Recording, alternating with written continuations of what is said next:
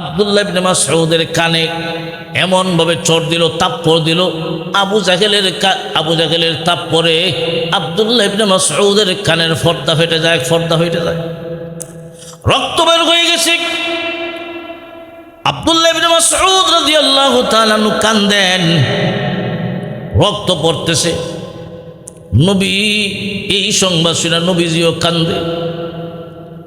আবু জাহেল শক্তি আছে, জনবল আছে, লিডার মানুষ, উনি তাপ্পড় দিলেন।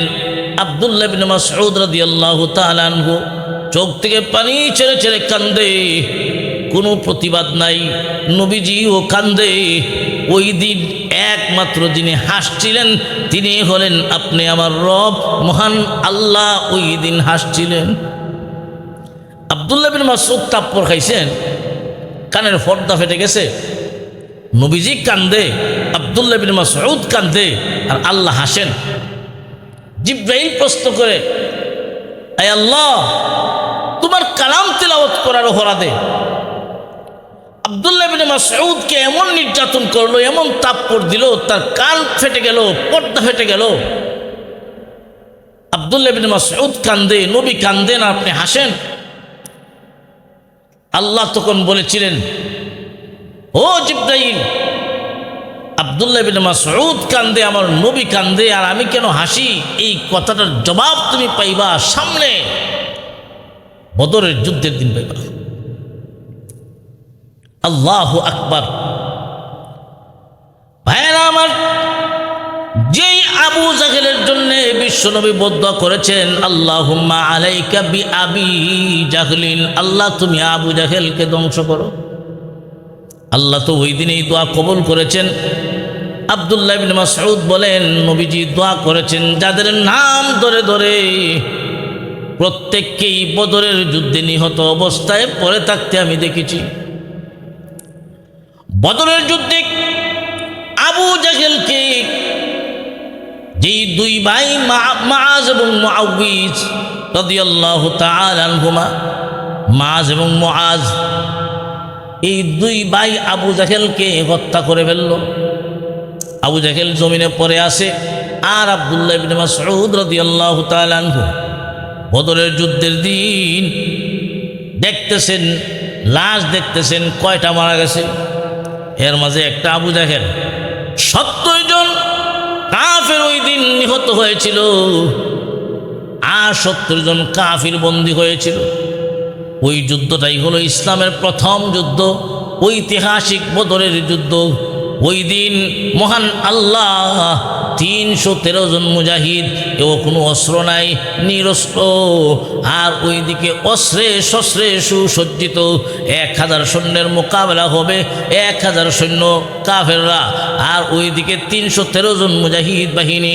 আল্লাহর নবী তখন তাবু থেকে ওই দিন দোয়া করেছেন, আল্লাহ তুমি যদি চাও আজকের দিনের পরে এই জমিনে তোমার নাম জপনেওয়ালা বাকি থাকবে। আল্লাহ তুমি যদি চাও গো আজকের দিনের পরে এই জমিনে তোমার নামের প্রচার হবে, তাহলে আমার 313 জন মুজাহিদদেরকে তুমি সাহায্য করো। আল্লাহ পাক রব্বুল আলামিন বিশ্ব নবীকে তখন সান্ত্বনা দিলেন, নবী গো আপনি কান্দেন না, সেজদা থেকে মাথাটা উঠান, আপনি কান্দেন না।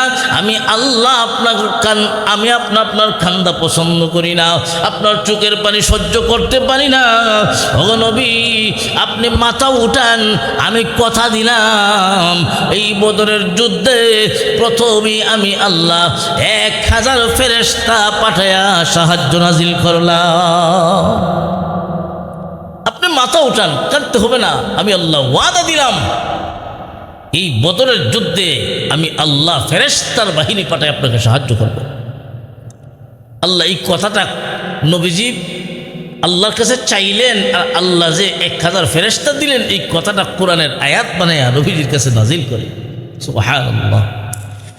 ইয তাস্তাগীসুনা রাব্বাকুম ফাস্তাজাবা লাকুম আন্নী মুমিদ্দুকুম বিআলফিন মিনাল মালাইকা। আল্লাহ পাক রব্বুল আলামিন বলেন,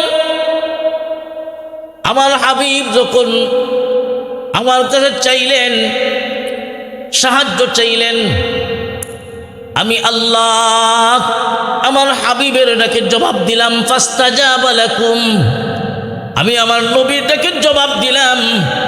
শুধু জবাব দিলাম তা নয়, আন্নী মুমিদ্দুকুম, আমি আল্লাহ আপনাকে সাহায্য করলাম, সাহায্য করব। আন্নী মুমিদ্দুকুম বিআলফিম মিনাল মালাইকা, নবী গো আমি আল্লাহ জিবরাইল এবং মিকাইলের নেতৃত্বে 1000 ফেরেশতা পাঠাইয়া দিলাম। সুবহানাল্লাহ। এই বদরের যুদ্ধে আল্লাহ ফেরেশতা পাঠাইছেন, আল্লাহর কাছে সাহায্য চাওয়া হলো। যে আল্লাহর কাছে সাহায্য চাওয়া হলো আর যে আল্লাহ সাহায্য দিলেন, এই আল্লাহ কি এখন নাই? মুসলমান, কোনো সময় আছে, যে কোনো মুহূর্তে যদি বিপদ পড়ো আল্লাহর কাছে সাহায্য চাও। মহান আল্লাহ যেইভাবে বদরের যুদ্ধে ফেরেশতা পাঠাইয়া সাহায্য করেছিলেন, এই আল্লাহ তো এখনো আছেন। তুমি চাও মহান আল্লাহ তোমাদেরকেও সাহায্য নাজিল করবে, না ঠিক? আল্লাহ পাক রব্বুল আলামিন 1000 ফেরেশতা পাঠাইয়া দিলেন। বদরের যুদ্ধ হলো, মুসলমানগণ বিজয় হলো। এই বিজয়টা দিছেন কে? আল্লাহ। ইসলামের ইতিহাসে প্রথম যুদ্ধ, ঐতিহাসিক বদরের যুদ্ধে মুসলমান বিজয় হয়। মাত্র 313 জন মুসলমান নিজের শক্তিতে, নিজের অস্ত্রে শস্ত্রে, নিজের শক্তির কারণে, অস্ত্রের কারণে বিজয় লাভ করতে পারে না। মুসলমান বিজয় লাভ করে আল্লাহর সাহায্যে, ঠিক না ঠিক? মুসলমান আল্লাহর সাহায্যে জয়লাভ করে। 70 জন কাফিরের মাঝে বড় বড় লিডার যারা আসলো এরাও শেষ। আব্দুল্লাহ ইবনে মাসউদ তো শেষ, এই আবু জাহেল তো শেষ। আব্দুল্লাহ ইবনে মাসউদ রাদিয়াল্লাহু তাআলা আনহু তখন ওই দিন আবু জাহেল এখনো নিহত হয় নাই, হবে, এখনো নিহত হয় নাই, জমিনে পড়া। আব্দুল্লাহ ইবনে মাসউদ গিয়া বুকের উপরে উঠছেন, বুকের উপরে উঠছেন। তখন আব্দুল্লাহ ইবনে মাসউদ আবু জাহেলের কল্লাটা আলাদা করবেন। আবু জাহেল তখন চোখ তুলে তাকায়, দেখে আব্দুল্লাহ ইবনে মাসউদ বসা। তখন একটা গালি দিল যে এই কবিরার বাচ্চা আমার উপরে, নাউযুবিল্লাহি মিন যালিক। যে আব্দুল্লাহ ইবনে মাসউদ রাদিয়াল্লাহু তাআলা আনহু বলেন, এই আবু জাহেল এখন তোমার সময় শেষ, দেহ থেকে মাথা বিচ্ছিন্ন করা হবে। আবু জাহেল তখন কয়, আব্দুল্লাহ ইবনে মাসউদ যেহেতু আমার মাথা আলাদাই করবা, তাহলে একটা আবদার তোমার কাছে, মেহেরবানি করে আমার কল্লাটা গরিত লাগায় কাটবা, যাতে আমার কল্লাটা একটু বড় দেখা যায়, মানুষ দেখলে যেন বুঝতে পারে এটা সাধারণ কোনো মানুষের কল্লা না, এটা নেতার কল্লা। কেমন বেটাগিরি! আব্দুল্লাহ ইবনে মাসউদ রাদিয়াল্লাহু তাআলা আনহু আবদার গ্রহণ করলেন, আবদারটা রাখলেন, গুরিত লাগাইয়া কল্লাটা আলাদা করলেন। এই কল্লা নিয়ে যাবেন নবীজির কাছে। আব্দুল্লাহ ইবনে মাসউদ রাদিয়াল্লাহু তাআলা আনহু আবু জাহেলের কান ছুরি দিয়া এইভাবে ছিদ্র করে আব্দুল্লাহ ইবনে মাসউদ কল্লাটা এইভাবে লটকায়া, কল্লাটি এইভাবে ঝুলাইয়া নবীজির কাছে নিয়ে হাজির হলেন। নবীজির কাছে যখন নিয়ে যান, জিবরাইল ফেরেশতা ওই দিনের সাথে জিবরাইলও যায়। আব্দুল্লাহ ইবনে মাসউদ আবু জাহেলের কল্লাটা এইভাবে লটকায়া নবীজির কাছে নিয়ে হাজির করলেন। জিবরাইল আলাইহিস সালাতু ওয়াস সালাম নবীকে তখন বললেন, ওগো নবীজি, আবু জাহেল যেই দিন আব্দুল্লাহ ইবনে মাসউদকে থাপ্পড় দিয়েছিল, আব্দুল্লাহ ইবনে মাসউদের কানের পর্দা ফেটেছিল, ওই দিন আপনার সাহাবী আব্দুল্লাহ ইবনে মাসউদ কাঁদছিল, আপনিও কাঁদছিলেন, আমরা আকাশের ফেরেশতারাও কাঁদছিলাম। ওই দিন আল্লাহ নিজে হাসছিলেন। আমি জিজ্ঞাসা করেছিলাম, আল্লাহ আপনি হাসলেন কেন? আল্লাহ বলেছিলেন, হাসার কারণটা বদরের যুদ্ধে বোঝা যাবে, বদরের দিন তুমি বুঝতে পারবা। ওগো নবীজি, আমি আজকে প্রমাণ পেয়ে গেলাম, আমি আজকে নিজের স্বচক্ষে দেখেছি আল্লাহ কেন হাসছিলেন। যেই আবু জাহেল থাপ্পড় দিয়া তার আব্দুল্লাহ ইবনে মাসউদের কানের পর্দা ফাটাইছিল, ওই আব্দুল্লাহ ইবনে মাসউদ এখন নিজে আবু জাহেলের কান ছিদ্র করেছে। এজন্য ভাইয়েরা আমার, ওই আবু জাহেল ইসলামের চিরন্তন দুশ্মন, চরম দুশ্মন। ওই আবু জাহেলের পরিণতি কেমন হলো? সত্য জানার পরেও মানে নাই, সত্য জানার পরও মানে নাই। উপাধি ছিল আবুল হাকম, বুদ্ধির বাবা, কিন্তু না জানার পরেও না মানার কারণে তার উপাধি হলো আবু জাহেল, মূর্খের বাপ।